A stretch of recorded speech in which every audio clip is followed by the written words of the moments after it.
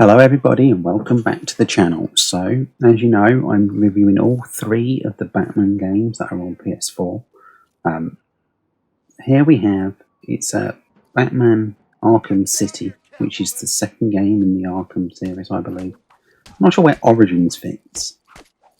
It might have been Batman Origins and Arkham Asylum and City, I don't know. Anyway, I think this is the second one, it's Arkham City. And it continues on with the Arkham game range. Anyway, without further ado, I just want to say thanks to everybody who likes and shares and enjoys my content. It's very appreciated, and I do appreciate you being here, watching my review and listening to me ramble on about different bits and pieces. It does help my channel grow, and thank you very much. Anyway, continuing on, this is Batman: A Return to Arkham City, and I played this directly after playing Arkham Asylum, and to begin with, I thought it was a little bit slower paced.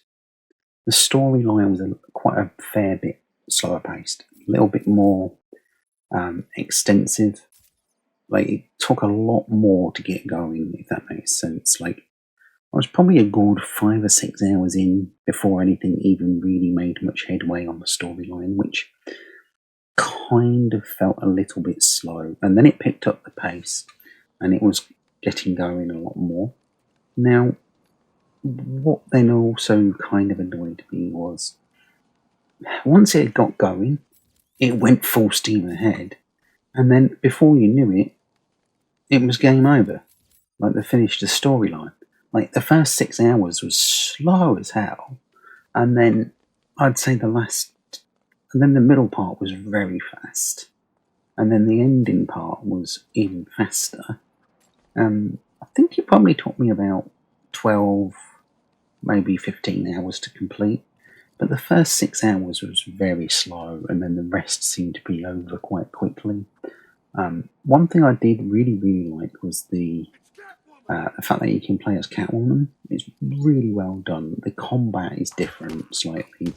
Her special moves and special techniques and abilities and different agility and the skill tree she has and all the other bits and pieces, really well done. They could probably do a whole entire game with Catwoman alone. Like, it was so well done just as Catwoman.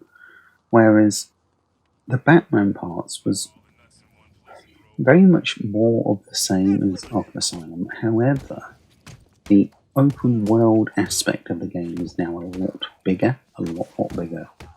The story, like I said, was slow and took a while to get going, but apart from that, it was alright. Now, the city modes, or the actual open world aspect, is now a lot more open world-esque.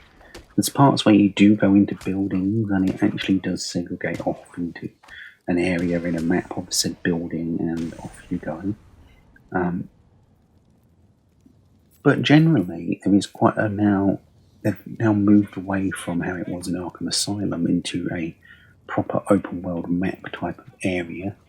And you kind of have most of the same abilities. They've chucked in a couple of new ones for the sake of having them there, but it's kind of a more moderner, more open world Batman game in most of the areas. There is, like I say, when you go into a certain building or certain parts, it's kind of linear, but there's a lot more open world aspects to Arkham and the city that you're in. Kind of from the name, I suppose that gives it away. It's the whole city to play around in.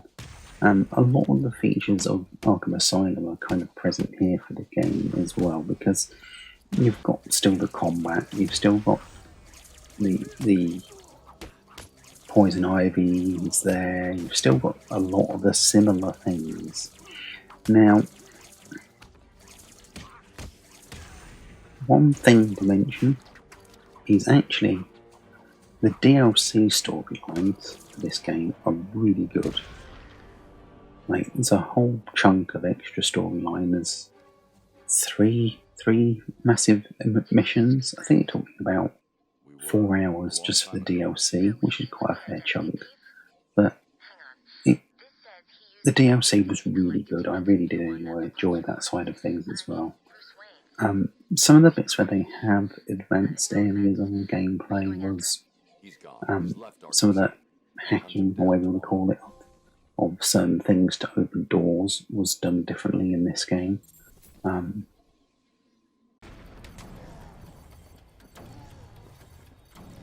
One of the things that is apparent from the last game is some of the combat can get a little bit repetitive. It has got that we're doing this again type of vibe to it at times, which is okay, I suppose, but most of the time it doesn't get in the way, if that makes sense. Like, you're just doing it and you're fine. But one thing I did like about this game, though, is the leveling up system wasn't as quick.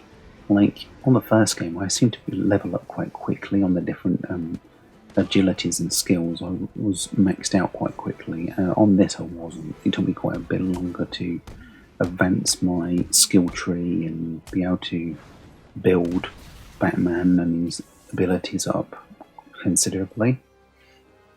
A lot different to the last one. It did get to the point where I got spare points and had already finished, but like, it wasn't as quick as it was on the first game that I played.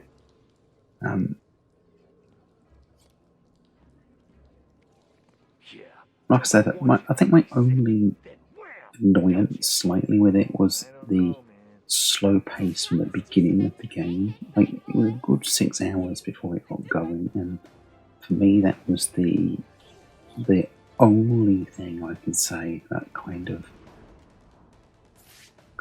got me.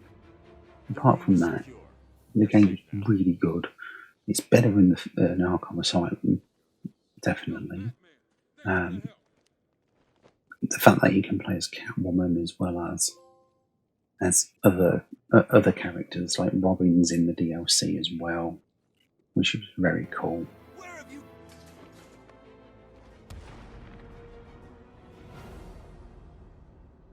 Some of the side missions in the game were really well put together as well. I was kind of like, wow, is this a side mission? But I did go through all of the side missions.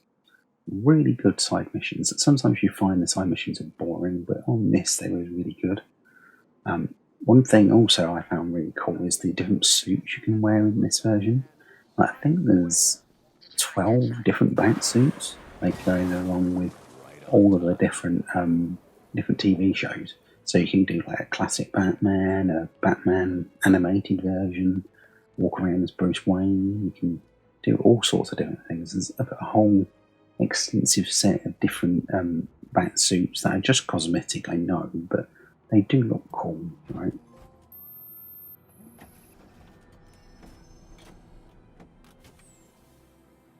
I mean, it's the normal standard bat suit, but apart from that, the other ones are really cool. Obviously, it is Mr. Freeze, but I mean, for me, and I know this is probably just myself, but for me, I think this was a lot better than Arkham Asylum, personally. The combat had been more refined. It was a lot more responsive. It seemed to flow a lot better. The sound and gameplay just worked well. The repetitive nature of the bosses, like on the first one, like I reviewed them before, they duplicated a boss at one point and you just got to take on twice. They don't do that on this. The variety of NPC design is a lot different, which is yeah, like I say, a lot better in Arkham Asylum. This place is dangerous. I like it. Still got some of them random facial animation things that just don't marry up very well, but then again, this is a game, 9 lives, remember. a PS3 game being ported over to the PS4, so it's going to have some dodgy issues, I suppose, in places, but like, overall, the game is solid, absolutely good, like definitely worth playing. I thoroughly enjoyed it, and I can easily recommend that you play this game. It's really well done. The story is great, and the gameplay is really good, and can't fault it really. I would play Arkham Asylum first before this. I mean, there's no references, but the gameplay and the game is a lot better. It's just that I'd say the storyline's slightly weaker, if that makes sense. And that's about it. The storyline of Arkham Asylum is a lot better than this one, but the gameplay of this is better than Arkham Asylum. If that makes sense. It's still got a lot of the same similar things there, like needing to solve riddles and do collectibles and this that and the other to be able to unlock certain things.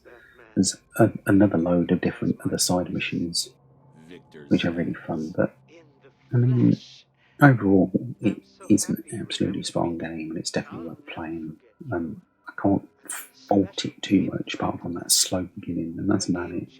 There's no glitches, crashes, nothing much like that. Kind of what you expect from a remaster, I suppose. You don't, because of it, you think a lot of the problems have been fixed by now. And like I say, a lot of the bosses were really well done as opposed to on the first game. Anyway, if you do want to know any more, just let me know in a comment down below and I'll get back to you. But thank you very much for joining me here on the channel, and I'll catch you on the next one. Bye.